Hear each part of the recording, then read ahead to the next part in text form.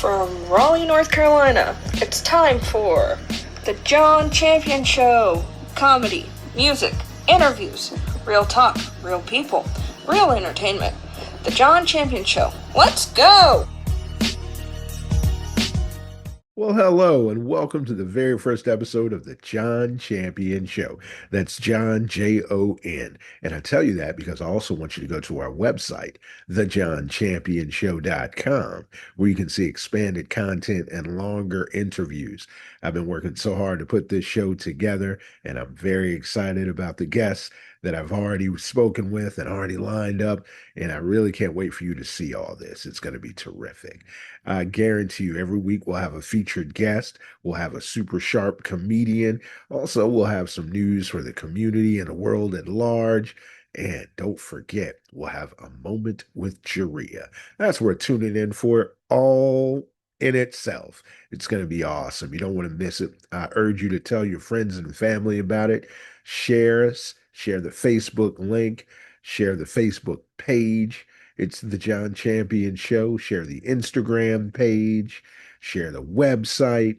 Again, all your assistance and support is appreciated. Just want to make a very fun, entertaining half-hour show for you that you can watch live every Wednesday on YouTube. There are going to be replays during the week on Facebook and all the other social media platforms. So please buckle in and let's get ready to ride. I feel like I need to have a daiquiri or something. It's palm trees, wind blowing. It's just a beautiful day to be here with you. Now, let's get started. I want to start off on a funny note with a veteran comedian, a veteran of the armed forces. Very funny man. Let's go to the stage right now and check him out. Put your hands together for Brandon Wright, everybody.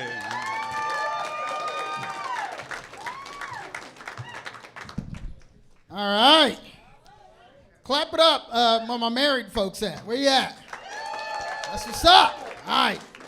I'm with you. I've been married 16 years. I know, holding it down. I have. You don't believe me. I've been married 16 years. I have been. People ask me, what's the secret to longevity? And I tell them, you got to mix it up, right? Got to mix it up. I've been married 16 years to 3 different women. I really have. Listen. I haven't been divorced. I'm diversified like a Wall Street portfolio. All right? I know, man. I know. 3 marriages, yes. I'm the problem. Right? Yes. We can't get into it tonight, but yes. High key, I'm a piece of shit. All right, that's it. That's all I can say. I can't say more. All right? I'm on the clock. Got to keep this shit rolling. But yeah, I am. 3 marriages. I'm out here building my own BCU, Brandon Cinematic Universe, collecting infinity wives. Thing right now is my wife and I, we want kids, but I'm nervous about becoming a parent because I was raised during a time where you could fight your kids in the street. You know what I mean? Like, and other parents would cheer you on, like, whoop his ass, right? Like, and I listen, and I got a lot of whoopings. I got so many whoopings. My imaginary friend was plotting my mom's murder. Yeah, she found out. Yeah, I told her. I said, he don't like the way you be treating me. Yeah, and she beat his ass too. Yeah, he stopped being my friend after that.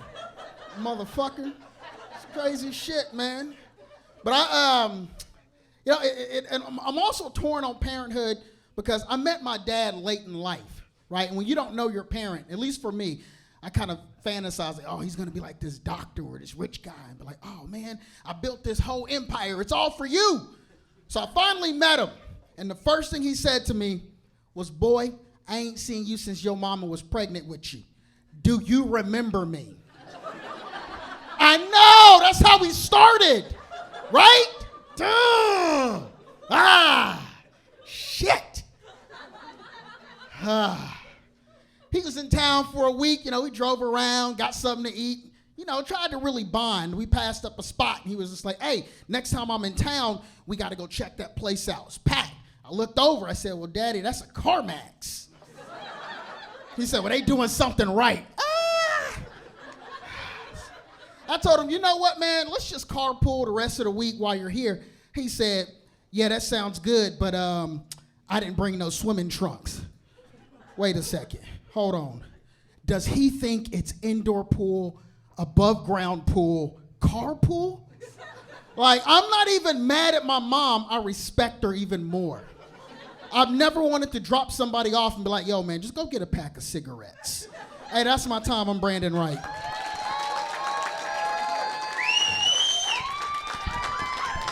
Brandon Wright in the comedy spotlight. Now, you need to find him on social media at Brandon Wright, W-R-I-G-H-T. And anytime you find out he's performing in your city, please go see him. He's hilarious. And now we're going to get to our featured guest for this week, a man of magic. That's right.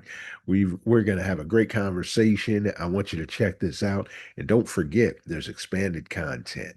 And on the website, you can see the entire interview and see even more magic. That's right. So without further delay, here's that interview. Atom, the man of magic. Yes, that's correct. It's confusing because my name's Adam, but my logo there, you see it's perplexing. That's how you spell it, A-T-O-M. I dig it. And that's where you find me on Facebook, The Magic of Adam. That is awesome, man. Yeah. So what got you started, or what fascinated you and made you say, I got to get into this with magic?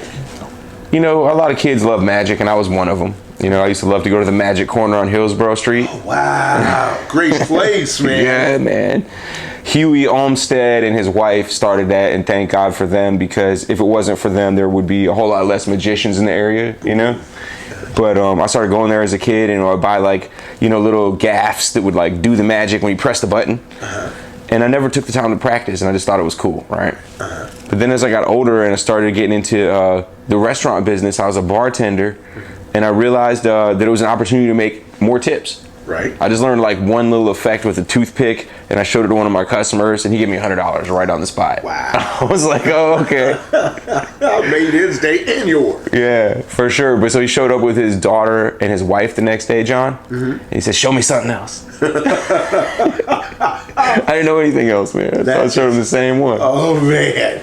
Oh, man. And his daughter roasted me. I dig it. Yeah, she roasted me good. She was like, I knew what you were going to do. That's exactly what my dad said. And the tip was $5 on $100-something tab now. It was the opposite of what it was before. Really? I was like, no.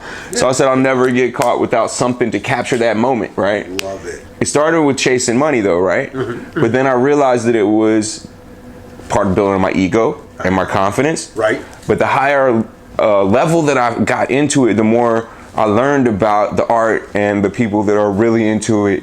I joined the vision they have, which is it's more about the people that you're participating with. You know, we've all seen these tricks as magicians like hundreds of times. Right. So it's not that exciting for us to do it unless you enjoy it. Right. Right. And that moment is a very beautiful moment. My motto is astonishment is the only realistic emotion. I like that. Yeah. I like that. So I guess it's like with a comedian, you kind of get a rush. It's exactly like comedy, you know, because it's therapeutic for the audience. You know, it takes you away from the structure of reality that we all hate, you know, paying bills and being a grown-up sucks, you know? Yeah. So this is a nice chance to escape. My motto is I perform for kids ages 3 to 103. So you have to be willing to be a kid at heart for the show. I love that. You know, you know, everybody wants to know the secrets.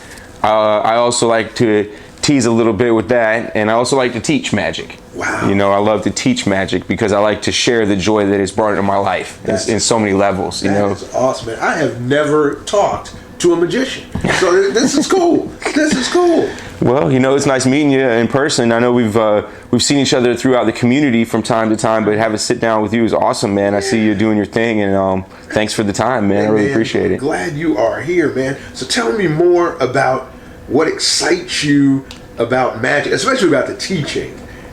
Yeah, the teaching's really cool. I have a camp for kids coming up, and you can see it on the flyer. We'll post some more info about it. But I work at this restaurant in Fuquay called Duke's Kitchen every Tuesday. Okay. From 5 to 8.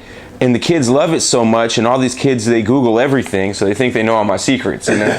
You gotta stay one step ahead of them, right? I dig it. There's some smart kids out there. So I decided to propose to the owner there, who's a fantastic guy. You gotta go check out his restaurant. That's Duke's Kitchen down in Fuquay. And the kids eat free on Magic Night, so it's really, you can't beat the value, you know? Wow. But Duke's is gonna have a magic camp. And they're gonna let me have the kids learn some magic tricks and eat like a chicken tenders and pizza buffet. The parents get to dine and drink in peace, and then they get to watch their kids perform what they learned. Man, that's beautiful. Now, when is that going on?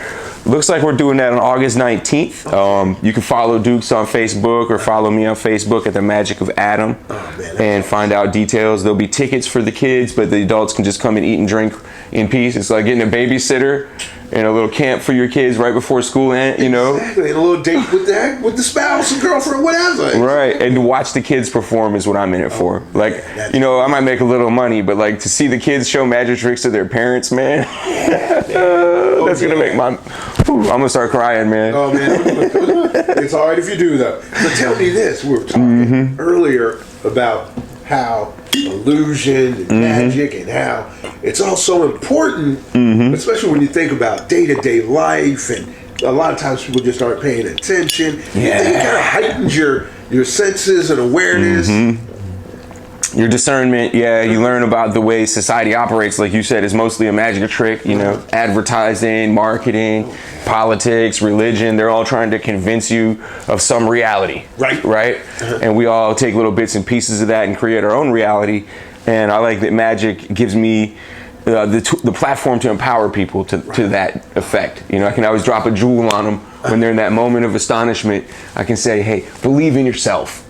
You know, or stay forever young, you know, like just something great for them, you know, and it's just like, then they're just like astonished. And I don't always like it when people, I love it when people run off and scream, ah, but my favorite is when they sit there bewildered, and then they're in that moment and I say something like that to them, because that just hits them, you know what I mean, right in the heart, and they never forget what I said, you know what I mean? So I just love the platform it gives me to reach people. Man, now. That's why I like teaching. I dig it, you got it. Well man, can you show us a trick? I like magic is more than just a card trick. You know what I mean? Because when you're just doing card tricks, people go, oh, I've seen that before, you know? And I'm like, yeah, you know, it's all regular cards. You know, when I'm performing, I try to keep it authentic. But it's more about the set, you know, the gaffes, the story, you know? Because everybody's seen their uncle do the 7 in a row and then three rows of 7, and he makes you ask like 28 questions and he tells you this might be your he's wrong. You know what I mean?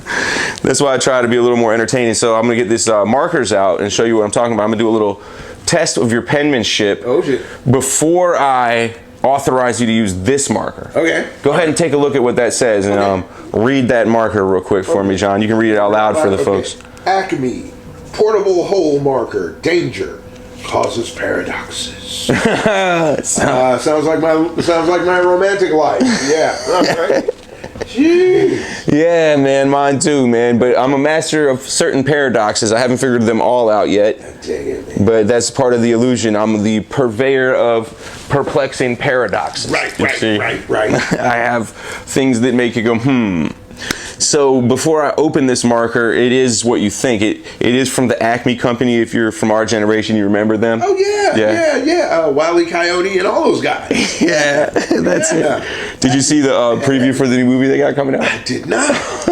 We should go see it together, man. Most definitely. All right, it's like Roger Rabbit. Oh wow, I love that. Yeah, and it's crowdfunded because Warner Brothers abandoned it. Oh man! And basically, Wile E. Coyote is suing the Acme company. Oh, this is awesome! I love it already. And so they take him to court and drop pianos on his head in front of the judge.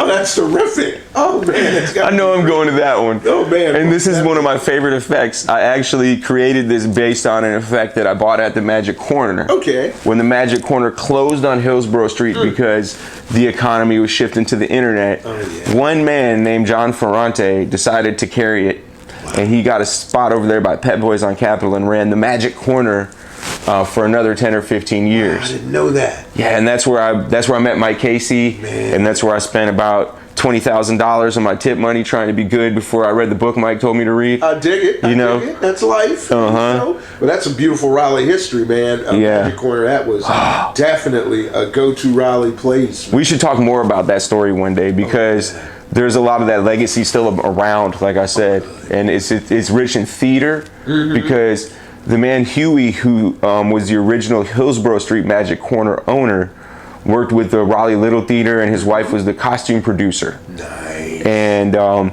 he was a hobbyist, and he had a little bookshelf called the Magic Corner inside the theater, where they supplied all the costumes. Nice. And you could go rent like the coolest Halloween costume or theater set there from them. Magic Corner had great stuff, great costumes. Yeah, but then he went separate. Because it was so cool. He started his own thing by Pipes by George by Morgan Street right there, and that was something he ran for 20 or 30 years and helped birth the careers of a lot of great magicians by having a place like that. That's awesome. That's why I like to teach, because that stuff's gone now. The internet is all it is. Like Temu, buy all your tricks on Temu and watch somebody explain it. You know how it is to put those packages together, those furniture pieces? How can you learn a magic trick with those types of instructions? Lord, you know what I mean? For real. This is in Mandy.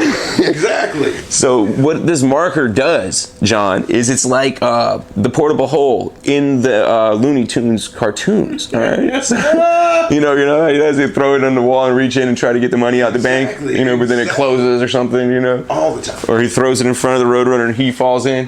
It's always a mess. That's why it says danger. Okay, they have to give you a disclaimer. You know what I mean? Oh, man. They don't want to get sued again. For real. But it also causes reality slippage and a couple other types of butterfly effects that can be crazy. So that's why I just stick to the cards with it. Yeah, right. That's my universe. I'm pretty good at fixing problems with cards. I dig it. So basically, this is a simple card effect. It's not even really about the cards, but you see the cards, they're not all the same or anything like that. It's just a plain old card deck, right? Yeah. So what I'll do is I'll let you get one, and I'm going to test your penmanship with this one before we do this one. So just hang tight. As I'm riffling like that, you tell me when to stop, okay? Okay, stop. Right there? Are you sure? I'm positive. All right, that's a very fair choice. And it's not even a secret. I know already. Because you're going to write your name on it and everything, so it's going to be real fair. You know what I mean? looked at it. Yeah, go ahead and look at it. Okay, I'm looking. Show it to everybody else. Okay. I mean, it doesn't matter if I see it again. It's cool. Because I'm actually going to have you write your name on it. Hand me the card, in fact, and grab the marker, and I'll show it to everybody. It was the Four of Hearts. That's it, right? Indeed. All right, John. So again, you're good at writing. We see that you're pretty good. Write your name here in cursive for me. Okay. Your first name. You can just write it right here. All right. Yeah, see that right there? Cursive. My handwriting is awful. Yeah, it's not that bad, John. I can almost read it. I tell you what.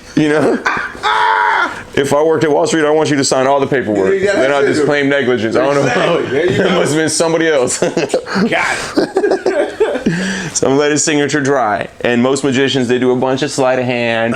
I do this super fair. Right. Four of Hearts, your name, you signed on it. There's no way I could have known how you were going to sign it out. That's why I told you to write in cursive, so it didn't have like a J. Yeah, right. You were like, oh, he just put a J on another card. You know what I mean? So what I'll do is I'll take your card, the Four of Hearts, okay? And I'm going to put it down right in the middle. Fair. Okay. All right? And then to make it even more fair, I'm going to take the card box, all right?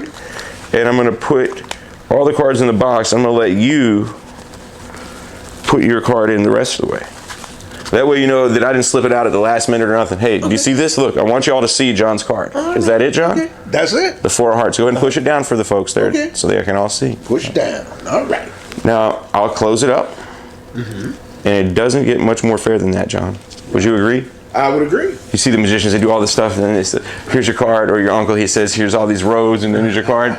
No. None of that. I have this, so I'm really magical with this. Okay. I'm actually gonna let you do the magic, though, because you passed the penmanship test. Okay. All right, so check it out, John. I want you to get this marker. I'll take the cap off for you. Be careful not to get it on your furniture. Okay. All right, or your fingers, because I don't have insurance for that. What? Right down here in this corner, I want you to draw a circle that's about the size of a quarter or a 50-cent piece, somewhere in the middle, okay? Okay. All right. Like around here. Right there. Yeah, that's exactly where. A little bigger. Make it a little bigger. Okay. Yeah, we need a bigger hole for this effect. I gotta pull the card through it. Yeah, no, that's excellent. You're good at making holes. Yeah, no, Did you work in construction before? Never. Plumber? Never. Now there's one more thing. Don't cap it off yet. I want you to fill in the hole. Okay. Are you good at filling in holes, John? I think so. You said you had 2 ex-wives. I think so. I tell you what. Must be pretty good at it. As long as I don't ever see another U-Haul drive off with my stuff. I dig it. So you got this. That's good enough, man. Okay, cool. You filled it in well. So now there's a hole right here that John has drawn here with this amazing marker. And now I'll put this away before anybody gets hurt. Because okay, all right. if I lose this, big things get wrong hands. Against the wind, baby. Wrong hands. Yeah, we don't want to see. So now here comes the part that I've been promising. Okay. The magic. The magic, man. I'm gonna reach into the hole and pull your sign card out of it. That would prove the coolness of this marker, right? Yeah. Because again, that's not even really cool. I didn't do any sleight of hand or anything. It's just magic, right? So check it out. Watch. Remember, it's a portable hole, though, John. It's a portable hole, man. So what I do is I grab the hole in my hand, like, see it's going, and then I'll just throw it right into there. Now stick your finger out for me, John. I want you to test the veracity of this. Is that a hole? Is that a real hole, John? Can I stick my finger? Yeah, I want you to verify it. Truthfully, it's a real hole. That's a real deal. Why don't you hold it up there for everybody to see what card it is? That's a real deal. That's the card with your name on it, bro. Wow, man. Don't know how you did it, man. I don't need this anymore, man. You can keep it. He's like, yeah, you can have it. Take your whole ass, pour it out. Yeah. A very busy guy, very funny guy, doing a lot of events. Very interesting interview. And again, I want you to check out the webpage, thejohnchampionshow.com, so you can see more content that you don't see in this half-hour show. And again, spread it all, tell people, share it out. It's a terrific show. And I'm not just saying that because it's my show. I mean, But also right now, we've got another great segment for you. This is Wild Things from Around the Web. This is just a look at some things that I saw this week that caught my eye and I thought were very interesting. And sometimes funny, sometimes serious, but you be the judge. Here we go. So last week in Philadelphia, there's a guy running around Center City chasing people in a Chucky mask. And there's this lady that he approached, and I really, really adore the way she handled the situation. Let's watch the video right now. Stranger approached her in Center City last Wednesday morning. She squared up and kicked him in the chest. You kicked him in the center of his chest. You just like that. Yeah. Look at it. Wow. Lise was caught on camera chasing a woman outside City Hall minutes earlier. For her own encounter, Jamaica says she spotted the masked suspect approaching a runner who was wearing headphones. So I started to wave at her across from the intersection and say, hey, there's someone behind you. Then witnessed him try to force his way into the coffee shop before turning his attention towards her. That if anything was going to happen, I wanted to see it with my own 2 eyes. She turned around, screamed, and yelled and put her hands up to fight. But something seemed off about the scary stranger. He just seemed so disoriented about what his goals actually were. Like, I had bags. He wasn't reaching for those. It didn't seem like he had a clear goal to, actually get in La Colombe to do anything. So I was like, okay, well, let's see if you can fight. And he couldn't. Oh, yeah. Let's see if you can fight. And he couldn't. Love it. You don't mess with a Philly girl. I'm just saying. What I absolutely loved about this, it just put me in the mind of Charlie Murphy's Real Hollywood Stories. That kick, unforgettable. Yeah. So yeah, they slowed it down on Comedy Central, and we're going to slow it down for you now. Check it out, man. She had focus. She knew what she was going to do. Center his chest. Yeah. Look at that. Green dress and all. Philly girl, man. They don't play around. That's what's up. She knew the deal. Street smart and on it. All right, we're back. Wild stuff from the web indeed. Now here's something else you need to know about. People in Gary, Indiana are really suffering. They had some severe storms there around the 10th or 11th of August, and thousands are without power still. So I want you to check out this news story, and also after this news story, there's going to be some information about what you can do to help the people of Gary. I cannot believe no one is over here helping Gary. Thousands of people in Gary, Indiana have been without power since August 11th. The National Weather Service informed us that Gary faced the strongest winds, which reached 99 miles per hour equivalent to a Category 2 hurricane. All the power is out, as far as I know, all across Gary, Indiana. They're losing food. Homes are getting warmer. They do not have money, and some of the cards aren't even working. I ran into some ladies that had children, and my heart broke. My name's Aja, and I'm going on day 7 of having no power in one of Indiana's worst blackouts and one of the highest crime cities in Indiana. NIPSCO, the company that services 100% of customers in Gary, are now saying that it may be until next Tuesday until many people get power back. We're on day 9 of no power in Gary, Indiana. My neighbor across the street, my teacher down two streets down, we have no air in here. Schools are closed. Families are throwing away spoiled food. People are driving to Illinois just to find ice for insulin. I am from Gary, Indiana. I was born there, raised there until I was about 8 years old. My family is from there and people still live there. And many people are telling me that they still don't have power. They have trees on top of their homes. One of my cousins sent me this video of a grocery store completely decimated, food spoiled. This is also where the city gave people vouchers to, $150 of vouchers. But this was the only place that they could use the vouchers. I, for one, have not seen anybody else outside of Gary, Indiana talk about what's going on in Gary, Indiana.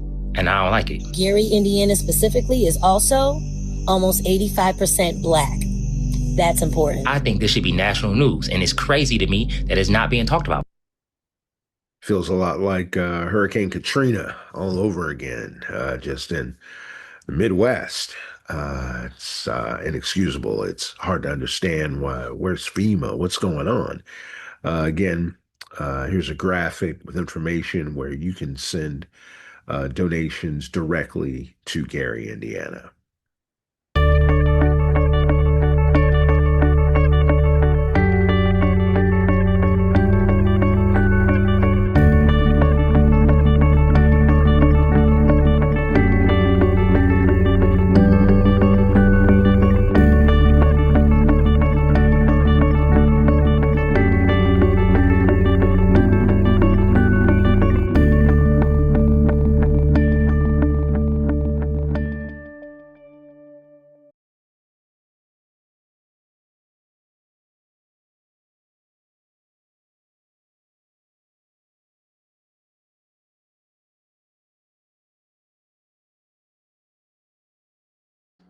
It's time now for a moment with Jereau.